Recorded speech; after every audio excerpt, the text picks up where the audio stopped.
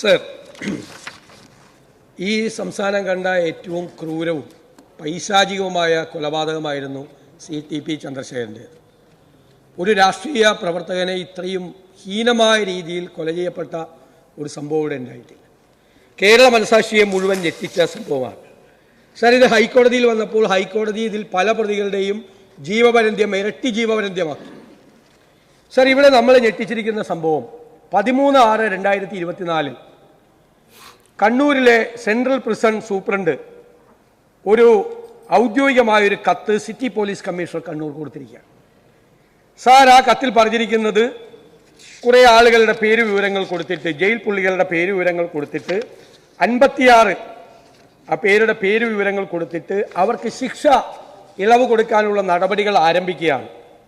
അതിനാൽ അവരുടെ പ്രൊബേഷൻ റിപ്പോർട്ടുകൾ സഹിതം അവരുടെ ബന്ധുക്കൾ, കുറ്റകൃത്യത്തിന് ഇരയായവർ അല്ലെങ്കിൽ അവരുടെ ബന്ധുക്കൾ എന്നിവരിൽ നിന്നുള്ള പ്രതികരണം ഉൾപ്പെടെയുള്ള അന്വേഷണ റിപ്പോർട്ട് സർക്കാരിലേക്ക് സമർപ്പിക്കുന്നതിനായി ഇത് കൊടുക്കണം എന്നുള്ള ഔദ്യോഗികമായ കത്താണ്. സാർ, ഇതനുസരിച്ചിട്ട് അതിൽ TP ചന്ദ്രശേഖരൻ വധക്കേസിലെ ഒരു കാരണവശാലും ഇത് കൊടുക്കരുത് എന്ന് പറഞ്ഞിരിക്കുന്ന പ്രതികളുടെ കാര്യമുണ്ട്. സാർ, ഇതുമാത്രമല്ല നമ്മൾ ഞെട്ടിച്ചത്. 2018 സുപ്രീം കോടതി, ബഹുമാനപ്പെട്ട സുപ്രീം കോടതി സംസ്ഥാനങ്ങളോട് പറയുന്നത് നിങ്ങൾ റെമിഷന് ശിക്ഷാ കാലയളവ് കൊടുക്കുമ്പോൾ ഇതിന് ചില മാനദണ്ഡങ്ങൾ ഉണ്ടാക്കണമെന്ന് പറയും. സർ, അതിൻ്റെ ഭാഗമായിട്ട് നമ്മുടെ സർക്കാർ 2023/11/2018 മാർഗനിർദ്ദേശങ്ങളുണ്ടാക്കി, മാനദണ്ഡങ്ങളുണ്ടാക്കി. സാർ, ആ മാനദണ്ഡത്തിലെ 11ാമത്തെ ഐറ്റം രാഷ്ട്രീയ കൊലപാതകങ്ങളിൽ പെട്ട പ്രതികൾക്ക് ഒരു കാരണവശാലും അവരുടെ ലൈഫ് ഇംപ്രിസൺമെന്റ് 14 വർഷം പൂർത്തിയാകുന്നത് വരെ ശിക്ഷാ ഇളവ് കൊടുക്കരുതെന്നാണ് 2018 ഉത്തരവ്.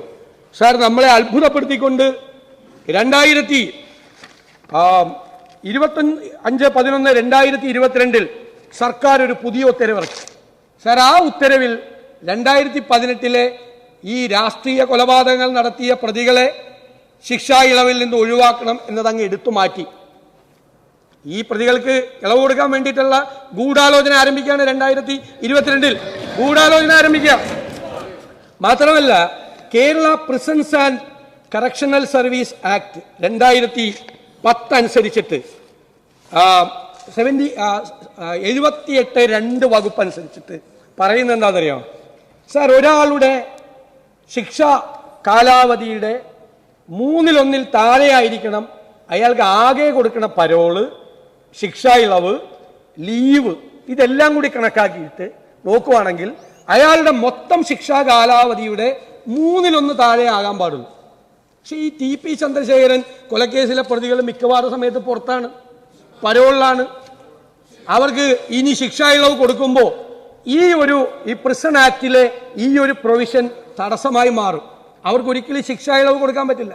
കാരണം മൊത്തം ശിക്ഷാ കാലയളവിന്റെ 1/3 കൂടുതൽ പ്രാവശ്യം അവർ പുറത്തു പോയിട്ടുണ്ട്. അപ്പൊ എന്ത് ചെയ്തു സാർ? 22ാമതിലെ ഉത്തരവിൽ ആ പ്രിസൺ ആക്ടിലെ 78(2) എന്ന് പറയുന്ന ആക്ട് അങ്ങ് എടുത്തു കളഞ്ഞു. സാർ, എനിക്ക് അങ്ങ് പാർലമെന്ററി കാര്യ മന്ത്രിയാണ്, നിയമജ്ഞനായിട്ടുള്ള ആളാണ്. ഞാൻ ചോദിക്കുന്നത്, പ്രിസൺ ആക്ട് എന്ന് പറയുന്നത് നമ്മുടെ സഭ പാസാക്കിയതാണ്. സഭ പാസാക്കിയ ഒരു പ്രൊവിഷൻ, ഈ സഭ പാസാക്കിയ ഒരു പ്രൊവിഷൻ അങ്ങയോടുകൂടിയാണ് ചോദിക്കുന്നത്. ഒരു ഗവൺമെന്റ് ഉത്തരവിലൂടെ റദ്ദാക്കാൻ ഈ ഗവൺമെന്റിന് എന്ത് അധികാരമുള്ളത്? ഗവൺമെന്റ് സഭ അറിയാതെയാണ്. ഞാൻ വായിക്കാം. It is made clear that the provisions in section 78(2) of the Kerala Prisons and Correctional Services Act 2010 will not stand in the way of granting special remission. എന്നാ പറയുക? സ്പെഷ്യൽ റെമിഷൻ കൊടുക്കാൻ ഈ നിയമസഭ പാസാക്കിയ പ്രിസൺ ആക്ടിലെ 78(2) എന്ന് പറയുന്ന വകുപ്പ് സർക്കാർ ഉത്തരവിലൂടെ എടുത്തു കളയാൻ നിങ്ങൾക്ക് എന്തധികാരം? എന്തധികാരം? നിങ്ങൾ ഈ നിയമസഭയെ ബൈപ്പാസ് ചെയ്തിരിക്കുകയാണ്. ഗവൺമെന്റ് ഉത്തരവ്, ഈ നിയമസഭ പാസാക്കുന്ന 2 മിനിറ്റ് കൂടി, ഈ നിയമസഭ പാസാക്കുന്ന നിയമത്തെ ബൈപ്പാസ് ചെയ്യാൻ, ഗവൺമെന്റ് ഉത്തരവിലൂടെ ബൈപ്പാസ് ചെയ്യാൻ നിങ്ങൾക്ക് എന്താ അധികാരം? അപ്പൊ ആരെ രക്ഷിക്കാനാണ്? അപ്പൊ ആദ്യം രാഷ്ട്രീയ കൊലപാതകങ്ങളിലെ പ്രതികൾക്ക് ഉണ്ടായിരുന്ന മാനദണ്ഡം എടുത്തുമാറ്റി. രണ്ടാമത് അവരുടെ 1/3 എന്നുള്ള സംഭവം എടുത്തുമാറ്റി. സർ, എന്നിട്ടാണ് ഈ ഇത് കൊടുക്കുന്നത്. ഇനി ഇവിടെ കഴിഞ്ഞ ദിവസം അടിയന്തര പ്രമേയം കൊണ്ടുവന്നപ്പോൾ പറഞ്ഞ് ഇതൊരു അഭ്യൂഹമാണ്. സാർ ഈ ജയിൽ സൂപ്രണ്ട് സർക്കാരല്ല പറഞ്ഞത്, ജയിൽ സൂപ്രണ്ട് സിറ്റി പോലീസ് കമ്മീഷണർക്ക് അയച്ച കത്ത് എങ്ങനെ അഭ്യൂഹമാണ്? അതെങ്ങനെ അഭ്യൂഹമാണ്? നമ്പർ 1. നമ്പർ 2, ഇതിൽ ഇരയായിരിക്കുന്ന ഒരു വനിതയുണ്ടല്ലോ ഇവിടെ, ഒരു സ്ത്രീ ഉണ്ടല്ലോ ഇവിടെ, അവരോട് പോലീസ് അന്വേഷിക്കുകയാണ്.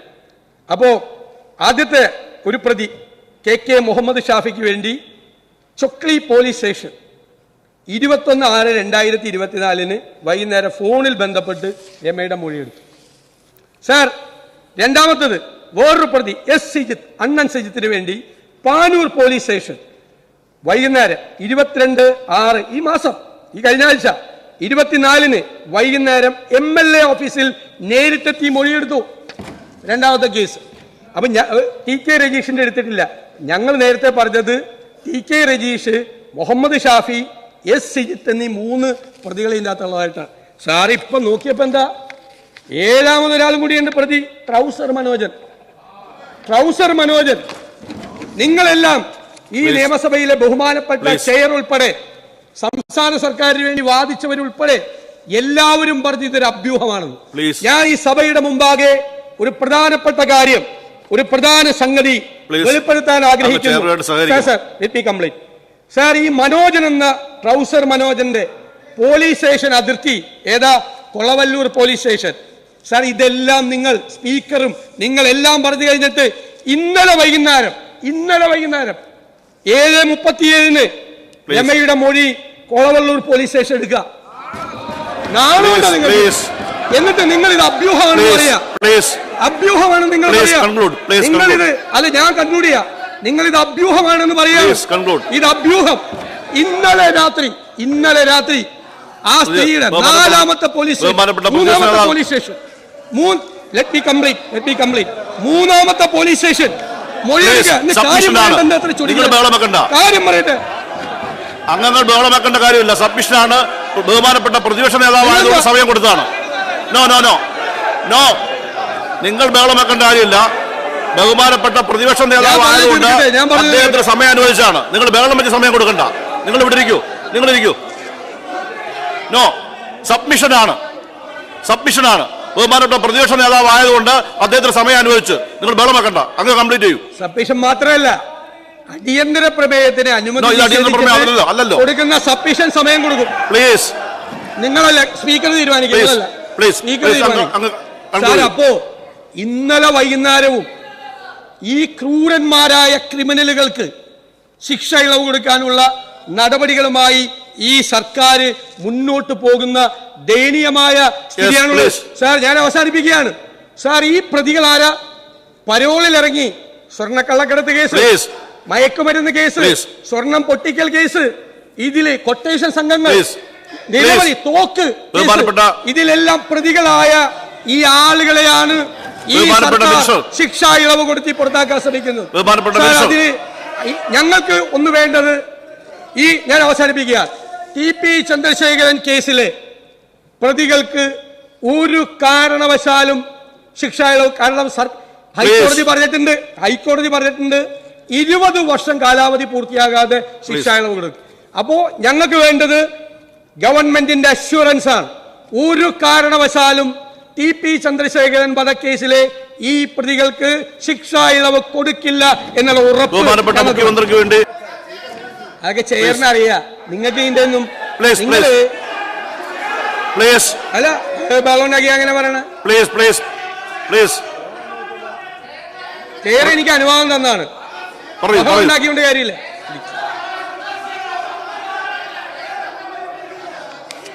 ഇവരൊക്കെ ചെയറാവുകയാണ്. അവരിരിക്കട്ടെ. സാർ, ബഹുമാനപ്പെട്ട മന്ത്രിയുടെ പറഞ്ഞത് 3/6 പ്രതിപക്ഷ നേതാവ് അങ്ങൊരു വാക്ക് പറഞ്ഞ് അവസാനിപ്പിക്കും. അവരിരിക്കട്ടെ. അങ്ങൊരു വാക്ക് പറഞ്ഞ് അവസാനിപ്പിക്കൂ. അല്ലല്ല, ഞാൻ പറയട്ടെ. സബ്മിഷനല്ലേ ലീഡർ ഓഫ് ഓപ്പോസിഷൻ ചുരുക്കി. പെട്ടെന്ന് സംസാരിക്കും. നിങ്ങളങ്ങനെ സമയം പെട്ടെന്ന് അങ്ങ് സംസാരിച്ചോ? അങ്ങ് സംസാരിച്ചോ? യെസ്, അങ്ങ് സംസാരിച്ചോ പ്ലീസ്. യെസ്, അങ്ങ് സംസാരിച്ചോ പ്ലീസ്. അവിടെ ഇരിക്കെ പ്ലീസ്. അദ്ദേഹം സംസാരിക്കട്ടെ. യെസ്, അവിടെ ഇരിക്കെ. അദ്ദേഹം സംസാരിക്കട്ടെ. യെസ്.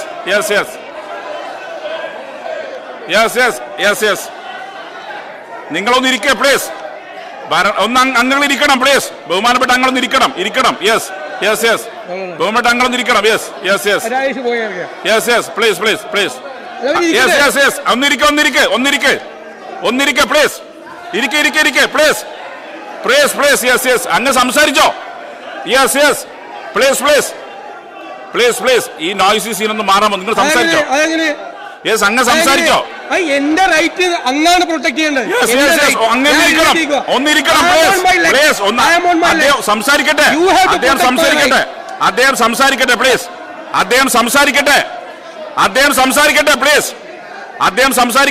പ്ലീസ്. യെസ്. പ്ലീസ്. അങ്ങ് സംസാരിക്കുക. യെസ്. ഇപ്പം വളരെ കാമാണ്. പ്ലീസ് ഇരിക്കാൻ പറ. അങ്ങ് ഒന്നിരിക്കണം പ്ലീസ്. യെസ്. സർ, ഞാൻ 2 സെന്റൻസ് മാത്രമേ പറയുന്നുള്ളൂ. യെസ്. ബഹുമാനപ്പെട്ട മന്ത്രിയുടെ മറുപടി പറഞ്ഞപ്പോൾ പറഞ്ഞു 3/6, അതായത് ഈ മാസം 3-ാം തീയതി അഡീഷണൽ ചീഫ് സെക്രട്ടറി ഹോം ഒരു ഉത്തരവിറക്കി. ഇത് പുതുക്കി നൽകാൻ ഇവർക്ക് ശിക്ഷാ കാലയളവ് ഇളവ് കൊടുക്കാൻ പാടില്ല എന്ന് പറഞ്ഞു. Sir, additional chief secretary home എന്ന് പറയുന്നത് ആഭ്യന്തര വകുപ്പിന്റെ ഏറ്റവും ഉയർന്ന തലത്തിലിരിക്കുന്ന ആൾ. അദ്ദേഹം ഒരു ഉത്തരവ് അനിതര സാധാരണമായ സംഭവങ്ങൾ. അങ്ങ് പറയൂ പ്ലീസ്. അങ്ങ് പറയട്ടെ. യെസ്. എന്നിട്ടും സർ 21/6, 22/6 ഇന്നലെയായ 26/6 ചൊക്ലി പോലീസും പാനൂർ പോലീസും കൊളവല്ലൂർ പോലീസും എന്തിന് രമയുടെ മൊഴിയെടുത്തു?